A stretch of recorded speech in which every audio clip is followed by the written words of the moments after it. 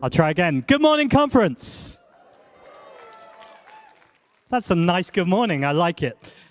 Thank you very much. So, my name's Zach Polanski. I am a London Assembly member and our national spokesperson on democracy and citizen engagement. Thank you very much. You are the nicest crowd I've ever spoken to. I'm enjoying this. Now, I'm not here this morning to talk about proportional representation, although it is very difficult when I'm anywhere near a microphone to stop me talking about proportional representation. I am here, though, to talk about democracy, because I'm here to introduce a very special member. Now, this member, for me, represents what grassroots democracy is all about. And that is someone who is up and down England and Wales to every corner you can possibly imagine. They're there at our by-elections, they're there at our local party meetings, they take late-night phone calls, and they have train tickets when you put them together that are so long they look like some sort of weird accordion. I don't quite know what tune they're playing. Now, they've also been very involved with our policy, whether that's fighting against misogyny and making it a hate crime. They're an environmental scientist who's been a critical voice talking about COP, and don't we know that we need more environmental scientists in our frontline politics? They're also there on our everyday climate science too. Things like fast fashion, saying that recycling is important, but ultimately we need to repair and we need to reuse. And crucially for me, as a gay man, they have been an unwavering ally who has been there relentlessly to support the LGBTIAQ community.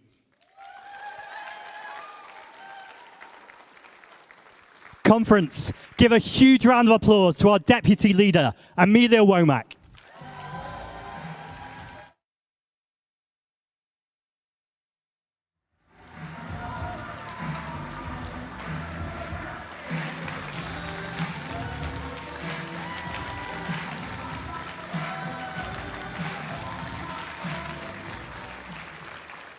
Thank you so much, conference. It's an honor to stand before you here in Birmingham, a city with such a rich tradition of political action, solidarity, and dissent. And to be reminded of the struggles that gave us the rights that we have today, and the prizes that lie ahead if we continue to fight.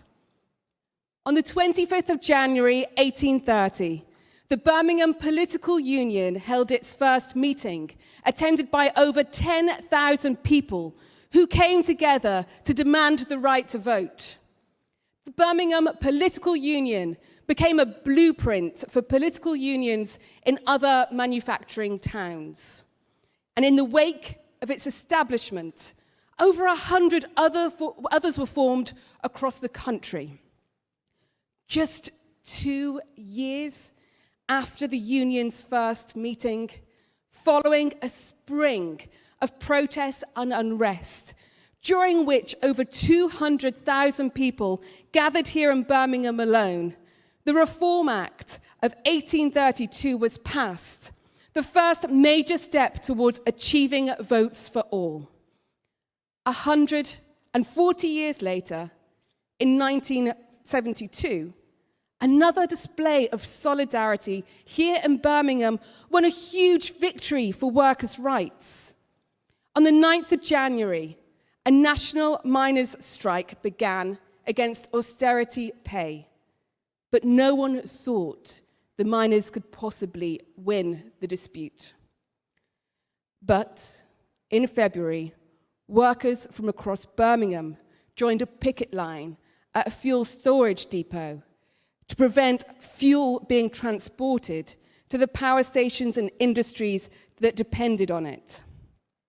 Over 15,000 workers joined the action, and the depot was forced to close its gates.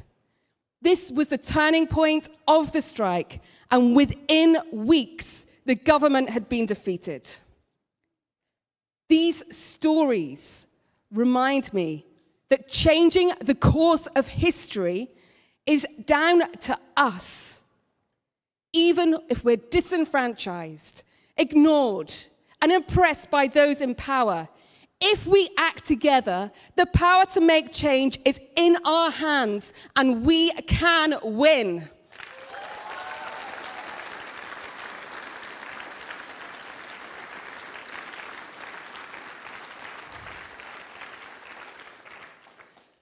conference, I think that reminder has been needed now more than ever.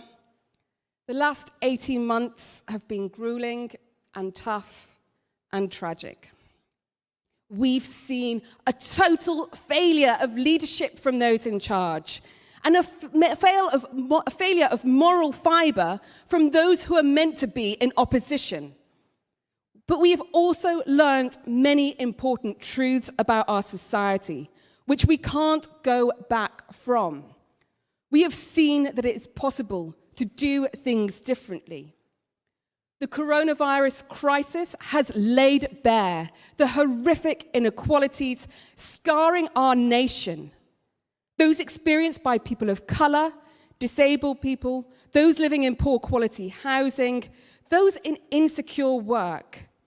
COVID held a mirror up to society, and what we saw was unacceptable. But the crisis also showed what is possible if the collective will is there. Flexible working arrangements, which disabled people and carers had been demanding for years, suddenly became the norm in so many industries. The Everyone In scheme went a long way to housing rough sleepers in emergency accommodation, showing that when the political will is there, it is possible to get people off the streets. And at the peak of the furlough scheme, the government was paying 80% of the wages of nearly 9 million workers. Just imagine what would be possible if this sense of urgency and necessity were applied to fighting climate chaos, fixing the housing crisis, or ending the epidemic of poverty that blights the UK.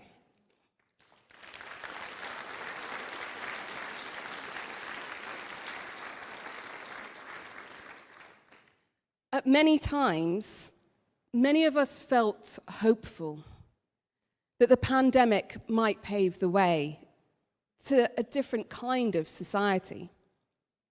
But that isn't what we've seen. In fact, quite the opposite. The number of billionaires in the UK reached a new record during the pandemic, while almost 700,000 people were driven into poverty. Meanwhile, the government is doubling down on its age-old divide and rule tactic. They blame the most marginalised in society. They support fans booing footballers who take the knee. They whip up moral panic on LGBTAQIA+ rights, and they show endless and relentless hostility towards refugees, whether that's in the media or on the floor in Parliament. It's easy to feel hopeless in the face of such reckless and cruel attacks from those in power. I often do. But the pandemic showed us something else too. The power of our communities, the strength of the bonds that connect us. Within the first days of lockdown, my Facebook page was flooded with updates from mutual aid groups and community initiatives set up by so many people, and so many of them were set up by Greens who are in this room. As always, springing into action when support is needed. Lockdown made people feel more connected to their communities and more trusting of their neighbours. When it felt like the world around us was collapsing, we remembered that all we have is one another.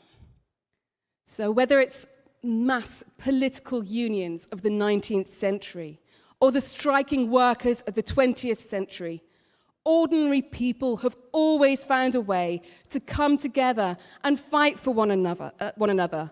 And now more than ever, we must remember that. Because right now, some of our most marginalised communities are under attack. And it's time to stand up for them. The policing bill is currently going through Parliament, and it's one of the most serious threats to human rights and civil liberties in recent history. The sweeping new powers in this bill would lead to the harassment of young people, especially black and working class people, and would put vulnerable young women at risk of violence. If passed, the bill would also entrench discrimination against Gypsy, Roma, and traveller communities even further. This group have had their rights systemically stripped away for decades, and this new bill would effectively criminalise their way of life, making trespass a criminal offence and giving police even more powers to seize property is essentially a rubber stamp for discrimination against this group, making an element of their culture a crime. Decades of prejudice against GRT people has allowed for this creeping criminalisation to take place. And let's be clear, this bill represents nothing less than state-sanctioned persecution of a protected minority group.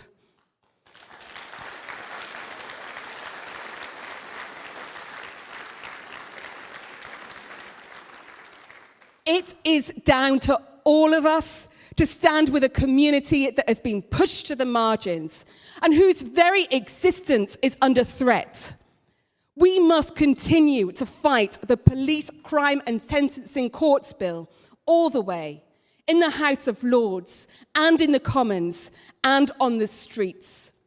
And because this government knows that protest works, and that's why this bill would clamp down on our so hard rights to protest. It's a scary reminder that our democratic rights are never guaranteed. They have been hard won, and we must fight to keep them.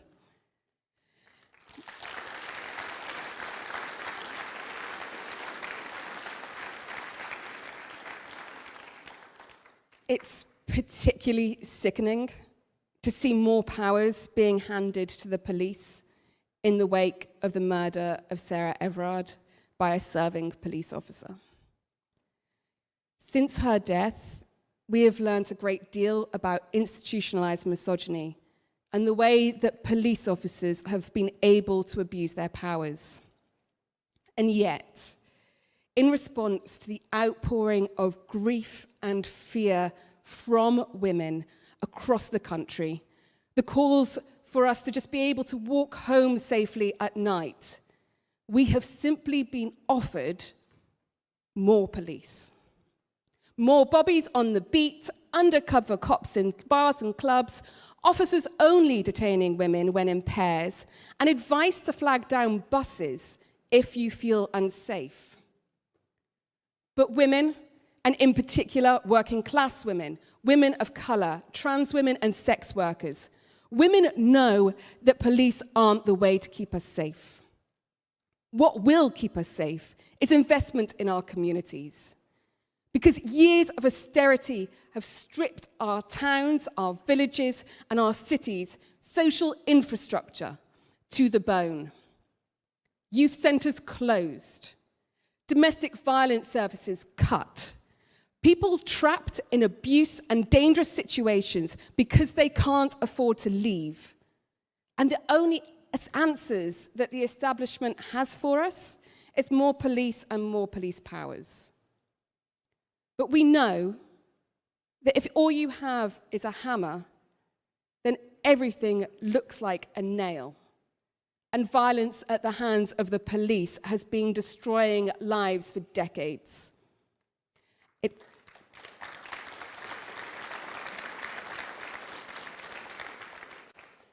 It's time to go back to the start.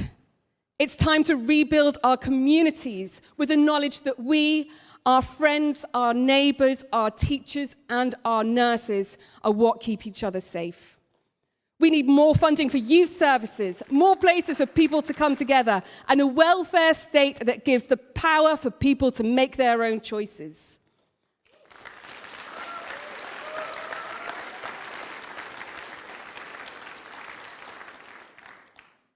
But we also need to have a conversation about violence against women.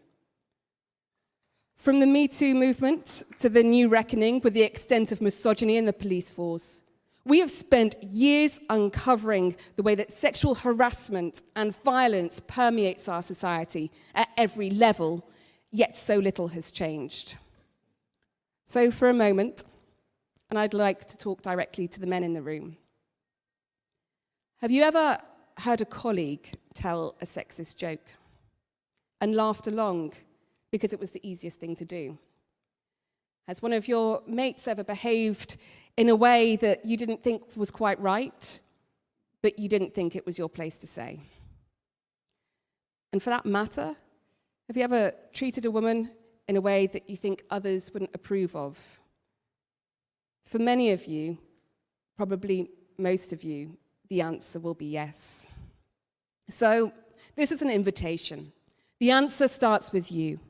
Challenge your friends, challenge your colleagues, and most importantly, challenge yourself. We are all responsible for the culture we live in, and together we can rebuild it.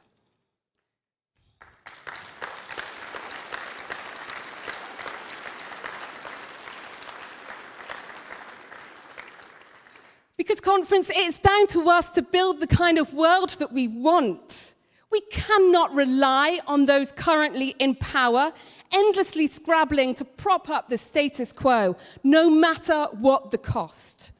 Nothing has made it more clear than the government's attitude about the climate.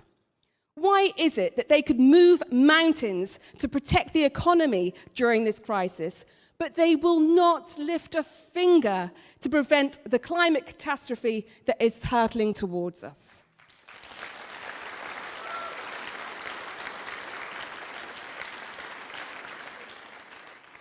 From this government, we got airport expansion when we need a frequent flyer levy. Millions set aside for road building when it should be spent on public transport. Potential new coal mines when renewable energy needs to be the priority. It is clear that this country's leaders are simply not interested in making the kind of change we need to prevent climate catastrophe and transition to a greener and fairer economy. But in this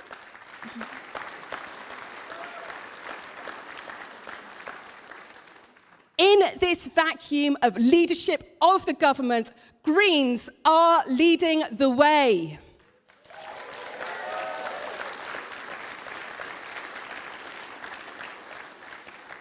Across the country, our people are showing the government can't be trusted to take actions on the things that matter, and the Greens can.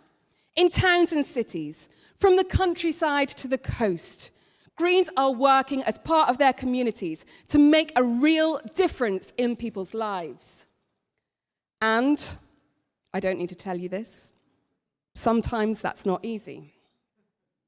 We have 44 councillors who are the sole Green on their council, including Emily Durrant, our Green councillor in Wales, who has won the hearts and minds of her community. For now, these individuals are holding the fort, demonstrating what can be achieved with just one Green in the room. 2 Green council leaders, Caroline Jackson in Lancashire and Zoe Nicholson in Lewis, Andy Fewings in Burnley, who's been working with families living in one of the most deprived communities in the country so that together they can save their recreational ground. Hannah Clare and Phelan McCafferty in Brighton and Hove, and the Green group of councillors there who have worked tirelessly to protect residents throughout the pandemic, supporting people to self-isolate and securing vital government funding to tackle homelessness. I'd like to give a round of applause to all of these people who are doing incredible things in their communities.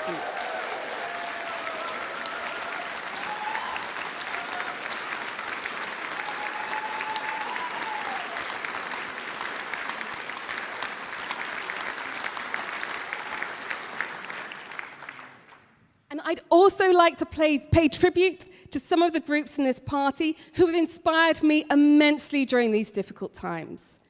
To Greens of colour, who are calling out institutional racism, which has been made even more clear during the pandemic. To our trans colleagues, defiantly standing up for their rights.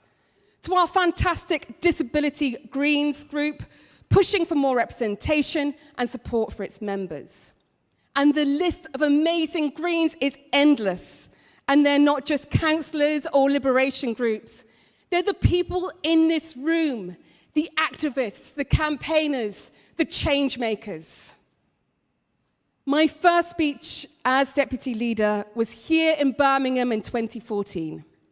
Since then, look how far we've come.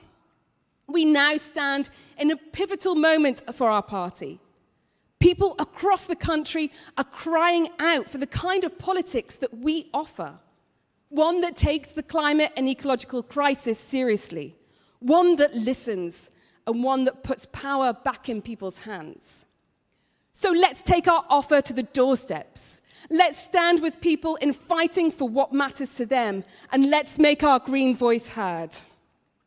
Like the activists who came together in their thousands to win the right to vote, and the workers who stood shoulder to shoulder with striking miners to fight for pay. We stand here today in Birmingham together. Let's go out there, demand a better world. Let's set out a vision for what's not only possible, but what's essential. And let's fight for it together.